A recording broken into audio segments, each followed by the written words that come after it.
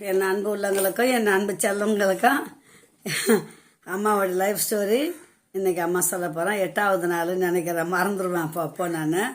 அம்மாவோடைய வாழ்க்கை வரலாறு கேளுங்க.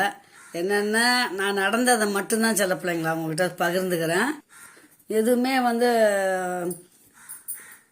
அதாவது யோசனை பண்ணி சொல்கிறது இல்லை. அதாவது என் பிள்ளைங்கக்கிட்ட என் மனசில் உள்ள இருக்கிறத அப்படியே உங்ககிட்ட நான் ஒப்படைக்கிறேன். ஓகேங்களா என் செல்ல பிள்ளைங்களா? இப்போ வந்துங்களா பையன் அண்ணன் பார்க்க வந்தான் ஹாஸ்டலுக்கு. எப்போ 9th படிக்கும்போது 9th ஹாஃப் இயர்லி முடிஞ்சு ஆனுவலுக்கு தான் அதோட வரப்போகிறேன். அம்மா வீட்டில் அப்போ 15 நாளுக்கு முறை வராங்கன்ட்டு அந்த ஆள் வீட்டில் இருக்கிறவர் ரொம்ப சண்டை போட்டு பெரிய பிரச்சனையாக இருக்குது.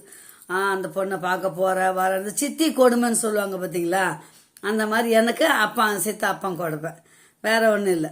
அந்த மாதிரி என்னை அம்மாவிட்ட சண்டை போட்டிருக்காங்க. அம்மா வர முடியலன்னவும் அண்ணங்கிட்ட போய் பேசி தீனதயாளன் எங்கள் அண்ணன் பேர் இப்போ கூட இருக்கான். சப்போஸ் அவன் வந்தான்னா நான் உங்களுக்கு கண்டிப்பாக அறிமுகப்படுத்தி பேச வைக்கிறேன். இருக்கான் எங்கள் அண்ணன், என் உயிரினு மேலான ரொம்ப ரொம்ப பாசக்காரன். சின்ன வயசுலேருந்தே ஒரு அடி அடிச்சது. பெரியவன் தான் என்னை அடிப்பான், அப்போ அடிப்பான், தள்ள கூட்டுவான், மயிறு பிடிச்சி ஜிம்புவான், எல்லாம் பண்ணுவான். பேர் கோவிந்தராஜ், எங்கள் அண்ணன் பேர் தீனதயாளன், என் பேர் வசந்தகுமாரி. வசந்தின்னு தான் கூப்பிடுவாங்க. டாடி அப்பா வசந்தாம்மா வசந்தாம்மான்னு தான் கூப்பிடுவார். அப்புறம் அப்பா கிட்ட சொல்லிட்டு வந்துக்கிறான் போல். அவன் வந்தானா எதனா பழங்கலாம் அவன் எங்கேயோ ஒரு இடத்துல வேலை செஞ்சுக்கிறான். பாவம் வேலை செஞ்சுட்டு அப்படியே பார்க்க வந்திருக்கிறான். பார்க்க வந்ததும் பார்த்துட்டு எல்லாம் வாங்கி கொடுத்துட்டு அழுதுட்டு போயிட்டு அடுத்த வாரம் நான் கண்டிப்பாக வரேன், லீவுக்கு ரெடி ஆகிரு, நான் இட்டுன்னு போகிறேன், அவனை வீட்டுக்கு இட்டுன்னு போகிறேன் அப்படின்னு சொன்னான். வீட்டுக்கு இட்டு போனால் அப்பா வீட்டுக்கு இட்டு போக மாட்டான். நான் தான் அங்கே தான் போலீஸ் எழுதி கொடுக்கணும், இந்த ஆள் பிரச்சனை பண்ணார், போலீஸ் எழுதி கொடுத்துட்டு வந்துட்டார் போலக்குது. அதுக்கு தான் ஐடியாவா. அங்கேயும் போக முடியாது, இவங்ககிட்டயும் பிரச்சனை. அப்போ பொண்ணு எங்கே போவா சொல்லுங்க. அப்புறம் எங்கள் அம்மா என்ன பண்ணாங்க, ஃபோன்லாம் கிடையாது இல்லைங்களா அப்போ. ஹாஸ்பிட்டலுக்கு எதனா ஒரு விஷயம்னா அம்மாவுக்கு அந்த 6 நம்பரோ 8 நம்பரோ இருக்கும் பாருங்க, அப்போ லேண்ட்லைன் நம்பரு, அந்த நம்பருக்கு தான் ஹாஸ்டல்லேருந்து மெயின் ஹாஸ்டலுக்கு உள்ள மேடம் இருப்பாங்க. அவங்ககிட்ட என்ன சொன்னோம்னா எமர்ஜென்சி ஏதோ ஒன்று முடியல பார்க்கணும் அப்படின்னா அவங்க தான் அங்கே போய் ஃபோன் பண்ணி ஹாஸ்பிட்டலுக்கு சொல்லுவாங்க.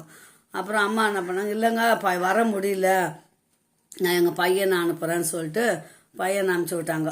அப்புறம் எங்கள் அண்ணன் மறுபடியும் லீவுக்கு வந்து ஹாஸ்டலில் நடக்கிறது பல பிரச்சனைகள் அப்போ நடக்கும். பசங்க அடிக்கும், திட்டங்க, வேலை யூஸ்வலாக சரியான வேலை வாங்குவாங்க. அது தொடர் கதையாக நடந்துக்கிட்டு தான் இருக்கும். இந்த வெளியே டே ஸ்காலர்னு சொல்லுவாங்க பிள்ளைங்க, அதில் மயில்விழின்னு ஒரு பொண்ணு எனக்கு நல்ல ஃப்ரெண்டு, அது வீட்டுக்கு போய் சாப்பிடும். நாங்கள் பசங்க ஹாஸ்டலுக்கு வந்துடுவோம். அது என்ன பண்ண வீட்டில் இருந்து சாப்பாடு கட்டின்னு வந்து ஸ்கூலில் சாப்பிட்றாங்க பார்த்தீங்களா, அதில் எனக்கு சொல்லுவோம் லஞ்ச் டைமில் நீ ஓடாத இரு, நான் தரேன்னு சொல்லிட்டு 2 வாய்ப்பு எடுத்து எனக்கு கையில் கொடுவோம் சாப்பாடு. மயில் வீடு மறக்க மாட்டேன் அந்த பிள்ளைங்களெல்லாம். நான் எப்படி இருக்காளுங்களோ தெரியாது, 2 வாய் கொடுக்கும் சாப்பிடு. டேஸ் காலரும் ஹாஸ்டல் பசங்க ஒன்றா சாப்பிட கூட சொல்லுவாங்க, நீ போயிரு சீக்கிரம் போயிரு, ஏன்னா இப்போ எனக்கு சொல்ல வரப்போகுது.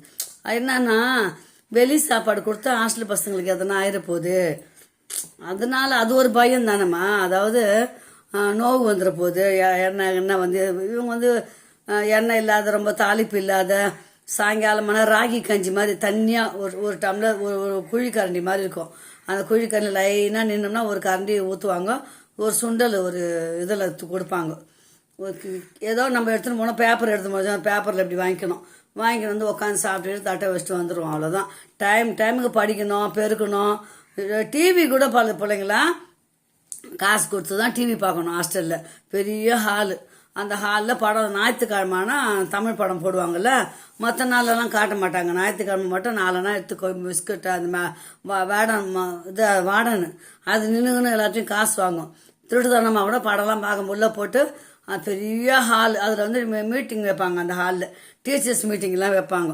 அப்போ வைக்கும்போது அந்த 4 அணா கொடுத்து தான் படம் பார்க்கணும். எந்த படமாக இருந்தாலும் சரி 4 அணா கொடுத்துட்டு தான் உள்ளவே என்ட்ரி ஆகணும். ஒளியும் காட்ட மாட்டாங்க. ஒளியெல்லாம் அதான் வெள்ளிக்கிழமை ஒளி வரும்ல, அது மட்டும் பெரிய அக்காங்க வச்சுன்னு பார்ப்பாங்க டிவி. அங்கே உட்காந்து காது இப்படி இல்லை, அந்த கபோர்டாண்டு இப்படி வச்சு கேட்பேன். பாட்டு எனக்கு ரொம்ப ஆசை, எனக்கு அப்படிலாம் கேட்பேன். அப்புறம் என்னாச்சு, ஹேண்ட்பெல் வந்துச்சுங்க. நம்ம வளர்த்துக்கிட்டே பண்ண அம்மா ஒரு மாதிரி போர் அடிக்கிற மாதிரி சொல்கிறாங்களேன்னு நினைப்பீங்க. அதனால் உங்களுக்கு எல்லாமே நான் ஷார்ட்டாக தான் சொல்கிறேன். எதுவுமே இருந்தாலும் கொஞ்சம் போர் அடிக்காமல் போகணும் இல்லைங்களா. அப்புறம் அப்படியே போச்சுங்க ஹாஸ்டல் லைஃப் 9வது முடிவு போதுங்க. அண்ணா வந்து கூட்டிகிட்டு வந்து பல்லாண்டு வாழ்க படம் மவுண்ட் ரோடு சித்ரா தேட்டர் அங்கே தான் சித்தி வீடு. பல்லாண்டு வாழ்க படம் கூட்டின்னு போயிட்டு ஹோட்டலில் எனக்கு சாப்பாடு வாங்கி கொடுத்துட்டு அப்போ தான் தெரியும் இந்த பரோட்டாலாம் ரொம்ப பிடிக்கும் எனக்கு. எங்கள் அண்ணன் வாங்கி கொடுப்பான். 2 பரோட்டா வாங்கினா அவன் நல்லா பெருசாக இருக்கும். ஹோட்டலில் சாப்பிடுவோம் 2 பரோட்டா. சோளா பூரி ரொம்ப பிடிக்கும் எனக்கு. உனக்கு என்ன வேணும் வசந்தின்னுவான். எதுனா ஒன்று சொல்லண்ணே அப்படின்வேன். சின்ன அண்ணன் பெரிய அண்ணன் தான் கூப்பிடுவோம். அவன் சின்ன அண்ணன் நான் வாங்கி கொடு அண்ணன் தான் விட்டுட்டு சித்தியை வந்து அம்மான்னு தான் கூப்பிடுவோம். இப்போ கூட இருக்காங்க, உயிரோடு இருக்காங்க எங்கள் சித்தி. அம்மாவோட கூட பிறந்த தங்கச்சி. அந்த தங்கச்சியோட புள்ள வயிற்று பொண்ணை தான் என் பையனுக்கு கட்டியிருக்கிறோம். இப்போ புரியுதுங்களா? சொந்தம்தான். லவ் அண்ட் அரேஞ்ச் மேரேஜ் பண்ணியிருக்கிறோம். எங்கள் சித்தி வந்து மவுண்ட் ரோட்டில் சித்ரா தேட்டருக்கு பின்னாடி பக்கம் இருந்தாங்க. அப்புறம் எங்கள் அண்ணன் கொண்டு போய் அவங்க வீட்டில் விட்டுட்டு பெட்டியை வந்து இன்னொரு வீட்டில் வச்சா அந்த ஆயான்னு சொன்னேன் பார்த்தீங்களா, அந்த ஆயா வீட்டில் அங்கே வச்சுட்டு 2 பேரும் வந்து சினிமா பார்த்துட்டு எடுத்தாந்து வண்டியே சினிமா பார்த்துன்னு சொல்லாதேன்னு சொல்லிவிடுவான். எங்கள் சித்திலாம் திட்டுவாங்கல்ல, அதனால சொல்லாதேன்னு சொல்லுவான். பஸ்ஸு கிடைக்கல, ஹாஸ்டலில் தான் லேட்டாக விட்டாங்க, அப்படி கேட்டாங்கன்னா சொல்லு அப்படின்னு சொல்லிட்டு எடுத்தாந்து விட்டுட்டு போயிடுவான். ஹாஸ்டல் லீவு எப்படா போகவே கூடாதுன்னு இருக்கும் எனக்கு. ஏன்னா போதும் இருக்கும். ஏந்துக்குவேன் எங்கள் சித்தி தெரு வாசல் பெருக்கி தள்ளி தெளிப்பேன், கோலம் போடுவேன், பெருக்குவேன், சாப்பிடுவோம். அப்படியே அதோ 15 நாள் லீவ் அப்படி போயிடுச்சிங்களா. வெளியே எங்கேயும் போக முடியாதுங்க, வீட்டுக்குள்ளேயே தாங்க இருக்கணும் எல்லாமே. அதுக்கப்புறம் ஆனுவல் முடிஞ்சிச்சு. ஆனுவல் லீவ் முடிஞ்சு யாரையும் எங்கேயும் போகவே இல்லை. ஆனுவல் லீவ் முடிஞ்சு அடுத்தது 10th போக போகிற ரிசல்ட் வந்துச்சு. அம்மாவுக்கு சந்தோஷம், பரவாயில்ல கஷ்டப்பட்டாலும் படித்து பாஸ் ஆகிட்டேன். 9லேருந்து 10 போயிட்டேன். 10 போகும்போது ரொட்டேன்னா இதே மாதிரி தான் ஹாஸ்டலில். அப்பவும் வந்து பெரிய சட்டை போடக்கூடாதுன்ட்டாங்க. இந்த வெள்ளை ஜாக்கெட்டு, பச்சை கலர் தாவாணி, பச்சை கலர் பாவாடை அதான் போடணும். சொக்கா போடக்கூடாது. 10th போயிட்டோம், சொக்கா ஷர்ட் போட்டுன்னு அலோடு கிடையாதுன்ட்டாங்க. 2 நாள் வந்து வெளியவே நிற்க வச்சுட்டாங்க, போடக்கூடாது அப்படின்னு. திடீர்னு சொன்னால் என்ன பண்ணுறது? அப்புறம் அம்மா என்ன பண்ணுறாங்க, அம்மாவுக்கு வந்து சொல்லவும் இல்லை. 15 நாள் அப்படி இப்படி தள்ளிட்டு அம்மா வர நேரத்துக்கு சொன்ன உடனே நான் தச்சு தானங்க எடுத்துன்னு வர முடியும், இந்த மாதிரி திடீர்னு ஸ்கூலுக்கு இது மாதிரி பண்ணால் எப்படிங்க அப்படின்னு சொல்லிட்டு அம்மா வேலைக்கு போகிற வெள்ளை ஜாக்கெட் இருக்குது பார்த்தீங்களா, கைத்தறிங்க அது இந்த குறான்னு இருக்கும் அந்த ஜாக்கெட்டு. அந்த ஜாக்கெட்டில் எனக்கு வந்து வயசுக்கு வந்தபோது ஒரு ஜாக்கெட் ஒன்று தைச்சாங்க வீட்டில். அந்த ஜாக்கெட் போட்டு பட்டு புடவை கட்டி தானே புட்டு சுற்றுனாங்க. அந்த ஜாக்கெட்டை வச்சு அம்மாவோட புடவை, அந்த நீல பார்டர் வரும் புடவையில். இப்போ ரேஷன் புடவைலாம் ப்ளூ பார்டர் வருது இல்லை, அது நீல பார்டர் வரும். அந்த பார்டரை கட் பண்ணிவிட்டு ஜாக்கெட்டு அதில் 2 ஜாக்கெட்டு கைத்தறி காட்டன் புடவையில் தைச்சி உள்ளார வந்து பனியன் மாதிரி. எப்படின்னா இந்த மேலே வந்து இந்த கொக்கி போடுறோம் பார்த்தீங்களா ப்ளவுஸ், அதில் வந்து தச்சிருக்கோம். தலையால் போட்டு கையை விட்டு உள்ளுக்கு போடுறது இன்னரு, அதை போட்டு முடி போட்டுட்டு அதுக்கு மேலே வெள்ளை ஜாக்கெட்டை போட்டு, ஜாக்கெட் நல்லா இறக்கி தான் இந்த இடுப்பு தெரியக்கூடாதுன்னு எங்கள் அம்மா தச்சு தந்து கொடுத்தாங்க. என்ன பண்ணுறது, அது வேறு நல்ல ஜாக்கெட்டெல்லாம் தைக்க முடியாது, டைம் இல்லை. தச்சு எதாவது கொடுத்தாங்க. அதை கூட இஸ்து அங்கே பின்னு குத்திப்பேன். கொஞ்சம் பெருசாக இருந்தது குத்திக்கின்னு. அப்புறம் தாவாணி கட்ட தெரியாது பசங்க, அக்கா போய் நிற்பேன் பசங்கக்கிட்ட, அக்கா தாவாணி எப்படிக்கா கட்டுறது, எனக்கு கட்ட தெரியாதுக்கா அப்படி பெரிய பசங்கக்கிட்ட. அப்புறம் அந்த பொண்ணை பண்ணிச்சு இப்படி மடிப்பு வச்சு ஒரே ஒரு நாள் மடிப்பு வச்சு இந்த இடத்துல பின்னு குத்தி அப்படியே வச்சு குத்திச்சு ஒரு பொண்ணு. அதை அப்படியே இங்கே வச்சிடணும். இங்கே வச்சு இந்த இடத்துல பின்னு குத்திட்டு இப்படி எடுத்தாந்து இப்படி சொருவிக்கப்பா, கொஞ்சம் இப்படி ஒரு மாதிரி வந்து லாஸ்ட்டு சொருவிக்கோ அப்படின்னு சொல்லி கொடுத்துட்டு ஒரு பொண்ணு சொல்லிச்சு. அந்த பட்டை மட்டும் வாரத்துக்கு ஒரு நாள் தான் அந்த பட்டையே அவுப்போம் பார்த்துக்கோங்க. ஒரே தாவாணி 2 ப்ளவுஸு, அந்த மாற்றி பாவாடையும் ஒரு பாவாடை, இன்னொரு பாவாடை அடுத்த வாரம் காஞ்சா டக்குன்னு காயாது. அந்த ரூம் உள்ள கபோர்டுங்க மேலே, இந்த ரூமுக்கும் அந்த ரூமுக்கும் இடைவெளிக்கு நடுவில் போர்டு மாதிரி வரும். அந்த போர்டுங்க மேலே தான் காய போடணும் துணியெல்லாம்.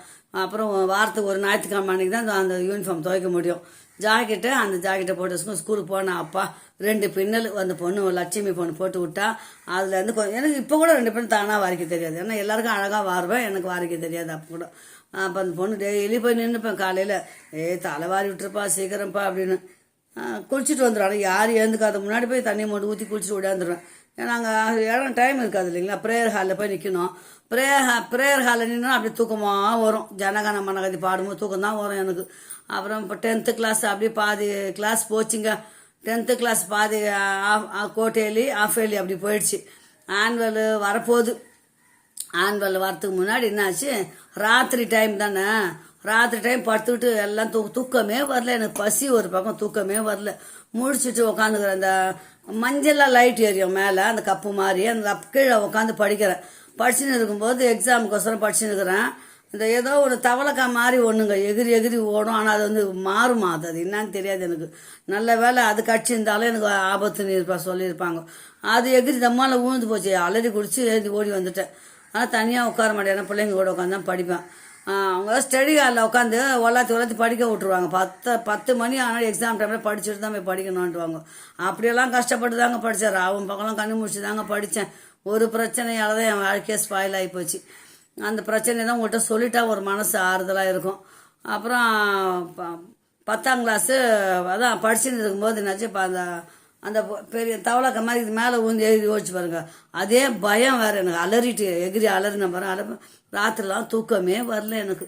மூச்சு படுத்துனுக்குறேங்க. மணி தெரியாது. அப்புறம் டைமு வாட்ச்லாம் இல்லை இல்லைங்களா, நடு ஜாமோன்னு நினைக்கிறேன். ஆனால் அந்த கம்பியா அந்த ஜெயிலு சிறைப்பறவையில் ஜெயில் கைதிங்களை உள்ளே போட்டு பிடிச்சிட்டு பேசுவாங்க பார்த்தீங்களா, சேம் அதே கம்பி தான். அந்த கதவு கேட்டும் அதே மாதிரி தான், அந்த கம்பி கேட்டு மூடுறது, அது மூடிடும். அப்படி படுத்துனே தூக்கம் வர எந்திரிச்சா வௌவால் மாதிரி ஒரு உருவம், பெரிய உருவங்க. ஆனால் இவ்வளோ பெரிய உருவம், குரங்கு மாதிரி, குரங்கு சைஸுக்குன்னு வச்சுக்கோங்க, பெரிய குரங்கு சைஸுக்கு. அதை பிடிச்சிக்கின்னு கையெல்லாம் அப்படி இருக்குதுங்க, பிடிச்சிட்டு தொங்குது. வாழெல்லாம் இல்லை, அது என்னன்னு ஏலியன்ஸ் மாதிரி இது தொங்குது. நான் என்ன பண்ணேன், யாரோ மாதிரி நிற்கிற மாதிரி இருக்குது. நான் கேட்குறேன், ஏய் இன்னத்துக்கு உனக்கு என்ன அங்கே வேலையா அங்கே நிற்கிறான் அப்படின்ச்சு. அல்லறி அப்போ நின்ன நிலையா விழுந்தேன், அவ்வளோதாங்க தெரியும். எத்தனை மணி தெரியல, ஓஞ்சி பாரு, ஒரு மாதிரி குரலுக்கு குடிச்சு பாரு, 12 ஒரு நடு ஜாமம் இருக்கும். இந்த பாலு கீழே விழுந்தேன். மறுநாள் நாளைக்கு என்ன நடந்ததுன்றதை நாளைக்கு சொல்கிறேன் சில பிள்ளைங்களா.